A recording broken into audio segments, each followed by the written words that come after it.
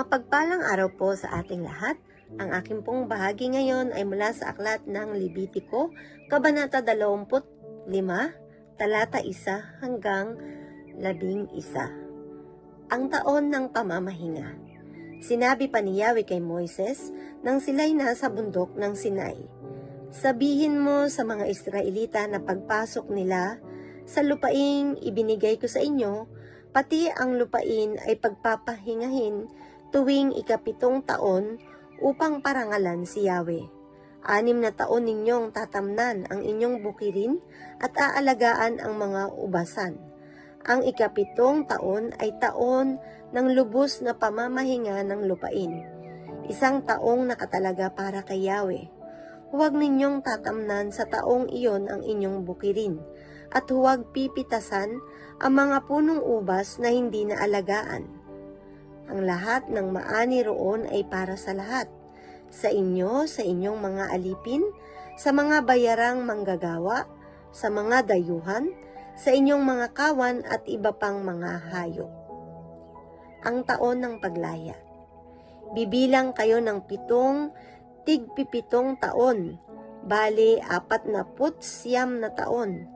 Pagkalipas nito, sa ika-10 araw ng ika-7 buwan, na siyang araw ng pagtubos sa kasalanan, hihipan ng malakas ang trumpeta sa buong lupain. Sa ganitong paraan, itatangi ninyo ang ika-50 taon. Ipahahayag ninyong malaya ang lahat sa buong lupain. Ito ay inyong taon ng paglaya. Ang alipin ay babalik sa kanyang sariling tahanan, at ang lupaing na ipagbili ay isasauli sa dating may-ari.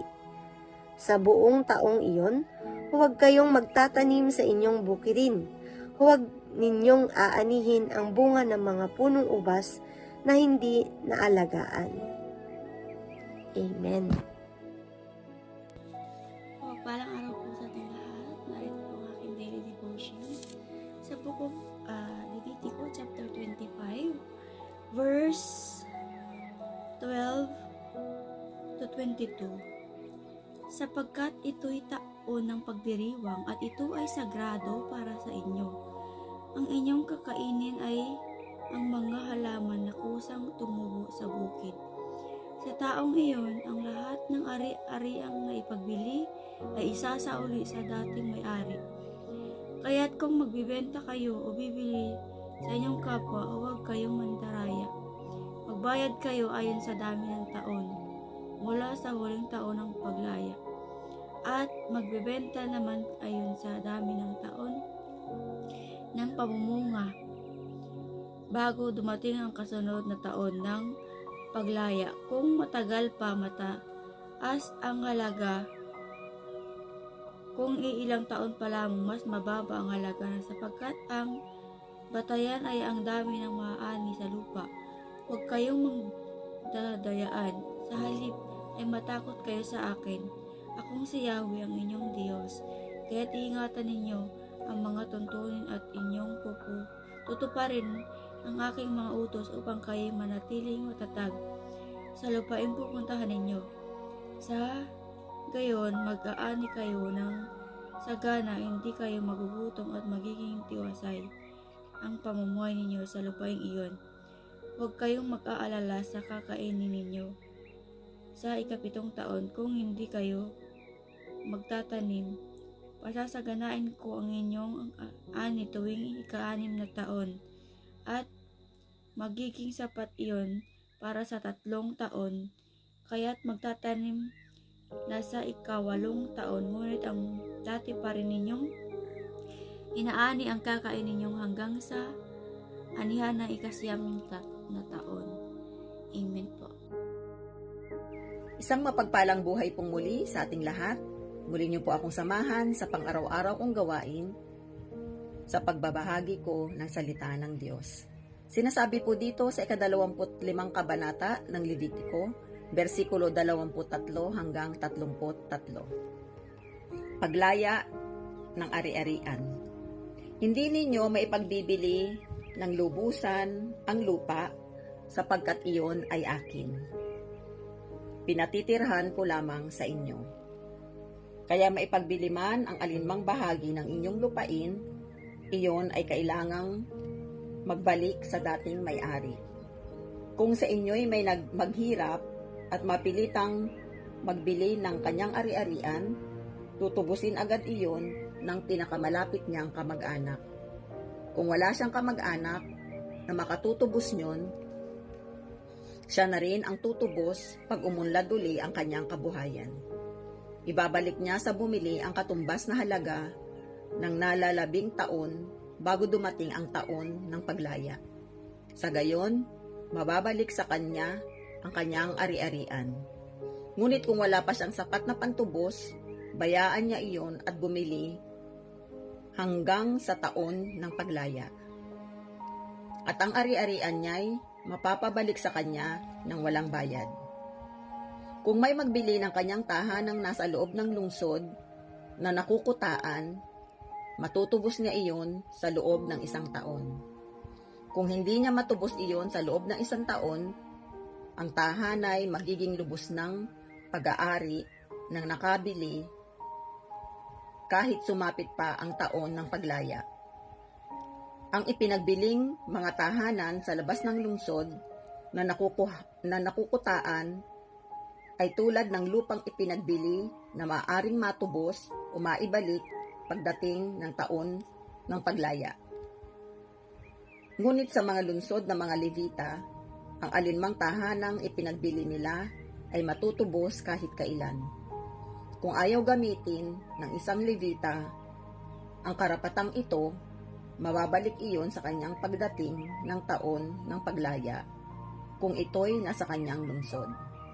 Sapagkat ang mga tahanang tulad nito ay lubos na pag-aari ng mga Levita. Pinakamana nila sa bansang Israel. Ito po ang mga salita ng Diyos. Salamat po sa Diyos. Amen. Ang aklat ng Levitiko, Kabanata 25, versikulo 34 hanggang 44, at ang sabi, "Ngunit ang mga pastulan sa palibot ng kanilang mga lungsod ay hindi maaaring pagbili, sapagkat iyo'y pag-aari nila magpakailanman.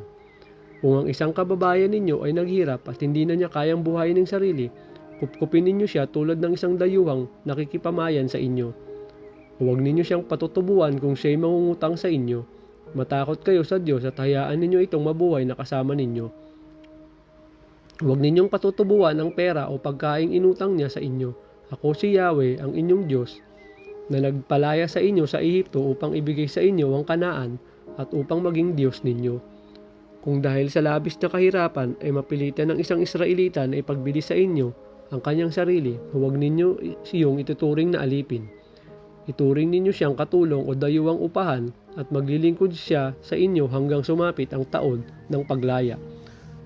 Pagdating ng panahong iyon, palalayain ninyo siya pati ang kanyang mga anak upang bumalik sa kanyang pamilya at ari-arian. Akong si Yahweh ang naglabas sa kanila sa Ehipto, hindi sila dapat ipagbili upang maging alipin. Huwag ninyo silang pamagmamalupitan, matakot kayo sa Diyos. Kung kailangan ninyo ng aliping lalaki o babae, doon kayo bumili sa mga bansa sa inyong paligid. Ito ang salita ng Diyos. Amen. Our devotion for today is from the book of Leviticus chapter 25, verse 45 to 55. Saka sa mga anak ng mga taga-ibang lupa na nakipamayan sa inyo, sa mga ito'y makabibili kayo at sa kanilang mga sangbahayan na nasa inyo na mga pinanganak nila sa inyong lupain at magiging inyong pag-aari. At inyong iiwanan ang pinakapamana sa inyong mga anak pagkamatay ninyo na pinakapag-aari sa mga iyon, kukuha kayo ng inyong mga alipin magpakailanman. Ngunit sa inyong mga kapatid na mga anak ni Israel, ay huwag kayong magpapanginoonan na may kabagsikan. At kung ang taga-ibang lupa o ang nakipamayan na kasama mo ay yumaman, at ang iyong kapatid ay taga-ibang bayan o nakipamayan sa iyo o sa sinumang kasambahay ng taga-ibang lupa. Pagkatapos na siya may pagbili ay kanyang matutubos, isa sa kanyang mga kapatid ay makatutubos sa kanya. O ang kanyang amain o ang anak ng kanyang amain ay makatutubos sa kanya, o sinumang kamag-anak na malapit niya sa kanyang sabang bahay ay makatutubos sa kanya, o kung yumaman siya ay makatutubos siya sa kanyang sarili.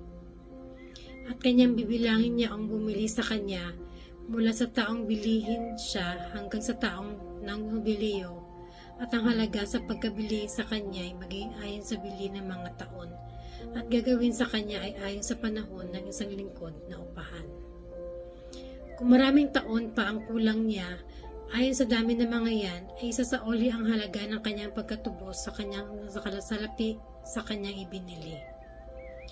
At kung kaunti ng mga tao magkukulang hanggang sa taon ng jubileo, ay bibili sa kanya ayon sa kanyang mga taon na magkukulang, ay isa sa oli ang halaga ng kanyang katubusan.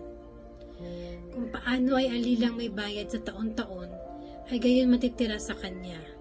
Siya'y wag papanginoon sa kanya na may kabagsikan sa iyong paningin.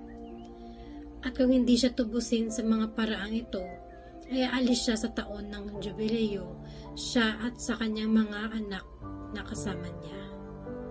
Sapagkat sa akin ang mga anak ni Israel ay mga lingkod, sila ay aking mga lingkod na aking inilabas sa lupain ng Ehipto. Ako ang Panginoon ninyong Diyos. This is the word of God. Amen.